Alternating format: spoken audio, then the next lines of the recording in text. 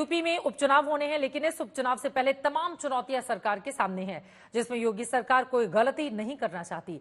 ऐसी एक चुनौती पेपर लीक का मामला है, जो लोकसभा चुनाव में जमकर गूंजा था। सवाल छात्रों के भविष्य का है। ऐसे में यूपी में आज से कांस्टेबल भर्ती की परीक्षा शुरू हुई है।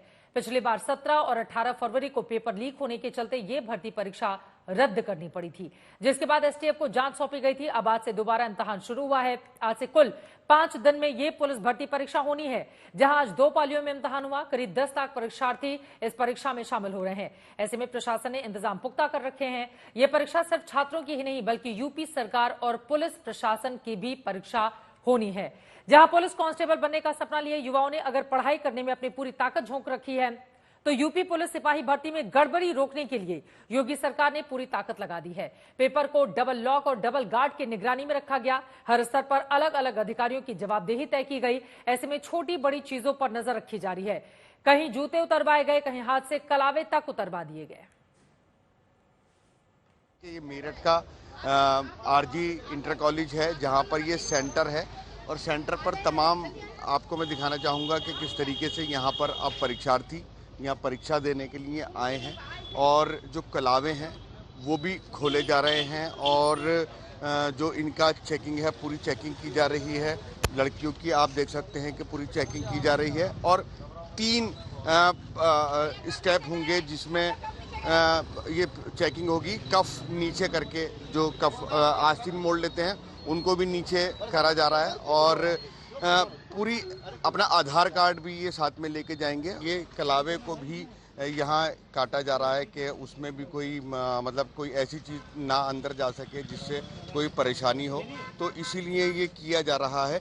और आधार लेकर के एक फ़ोटो लेकर के और इनका जो अपना एक जो एनरोलमेंट नंबर है उसको लेकर के यहाँ आएंगे। यहाँ आप देख सकते हैं कि यहाँ क्या क्या चीज़ें नहीं ले जाई जा सकती हैं। जैसे पेपर नहीं ले जा सकता है, pencil box, calculator, wallet, sunglasses, cap, jewellery और फूड आइटम ये भी नहीं ले जा सकते हैं। मोबाइल नहीं ले जा सकते हैं। यूएसबी, कैमरा और स्मार्ट वॉच भी नहीं ले जा सकते हैं। कोई की नहीं होनी चाहिए जिसमें रिमोट लगा हुआ हो, कोई कैप नहीं होनी चाहिए, कोई पेन नहीं होना चाहिए। साथ में जो हेल्थ बैंड होता है जिसमें मतलब समय भी देखा जा सकता है और साथ में वो जो बहुत सारी चीज़ें और होती हैं उसे भी देखा जा सकता है, तो वो बिल्कुल नहीं ले जाया जा सकता है। प्रश्न पत्र से लेकर केंद्र की सुरक्षा में एसटीएफ जिला पुलिस की तैनाती है। पहली बार परीक्षा केंद्र के हर रूम में दावा है कि सीसीटीवी से निगरानी की जा रही है। हर सेंटर पर एक सेक्टर मजिस्ट्रेट को रखा गया है। उत्तर प्रदेश में पेपर लीक इस बार कहीं से किसी हालत में ना हो, इसीलिए पुलिस भर्ती परीक्षा के लिए इस बार कई बड़े बदलाव किए गए हैं। जैसे सिर्फ सरकारी या अनुदानित स्कूलों को ही परीक्षा केंद्र बनाया गया है।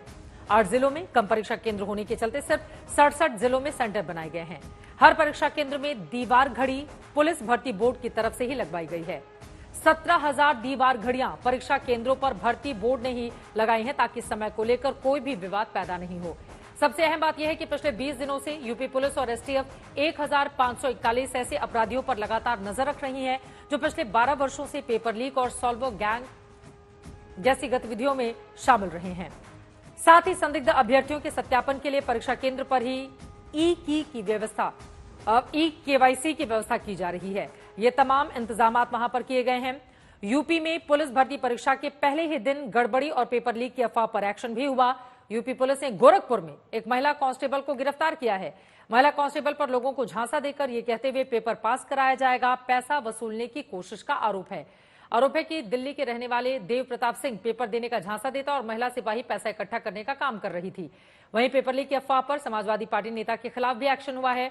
अखिलेश सरकार के समय यूपी के मंत्री रहे यासिर शाह को भी आरोपी बनाया गया है। यासिर शाह पर आरोप है कि उन्होंने अपने सोशल मीडिया के जरिए पेपर लीक की अफवाह फैलाई है। आज जो 5 तिथियों में पुलिस की जो 60,000 से अधिक वैकेंसीज के संबंध में परीक्षाएं चल रही हैं, उसका पहला दिन है, पहली पाली है। हमने स्वयं यहाँ केंद्रों पर जाके व्यवस्थाओं का जायजा लिया है।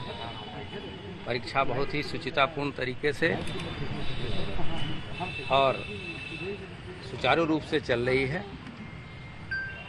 भर्ती बोर्ड ने तथा शासन ने तथा पुलिस मुख्यालय की जो अपेक्षाएं थी उस हिसाब से सीसीटीवी इत्यादि वर्क कर रहे हैं। बच्चों के आधार का ऑथेंटिकेशन भी किया गया है और केंद्र पे मजिस्ट्रेट और पुलिस बल तैनात हैं। इस पूरे मामले में उत्तर प्रदेश की सियासत कैसे गर्मा गई है, नेताओं को सुन लेते हैं। आज पुलिस भर्ती परीक्षा हुई, आप देख रहे हैं कितने तमाम लाखों की तादाद में इससे अभ्यर्थी आए, लेकिन इसके पेपर लीक के को दुष्प्रचार करने का भी एक मामला सामने आया है। उसके लिए ऊपर एफआईआर भी हुई है और उसमें आपके एक पूर्व मंत्री आसम शाह का नाम आ रहा है। आप मानते हैं कि क्या इसको? मेरी जानकारी में ये नहीं है, मेरी जानकारी में ये नहीं। क्या पॉलिटिकली बनाने की कोशिश हो रही है इस मुद्दे को? भारतीय जनता पार्टी शुरू से करती है समाजवादी पार्टी के नेताओं के विरोध में, और उनको दोषारोपण करना, एफआईआर करना, जेल भिजवाना। ये पिछले 7 साल से ज़्यादा समय हो गया भाजपा को उत्तर प्रदेश में सत्ता में, उनकी लगातार ये उनका अभियान का हिस्सा है। समाजवादी पार्टी जानबूझ करके झूठ बोलना, अफवाह फैलाना, ये समाजवादी पार्टी की कार्यपद्धति का हिस्सा बन गया है। पुलिस भर्ती को लेकर के जिस प्रकार के अफवाह फैलाने का प्रयास किया जा रहा है ना, ये युवाओं को भड़काने की एक साजिश है और ये साजिश बहुत महंगी पड़ सकती है।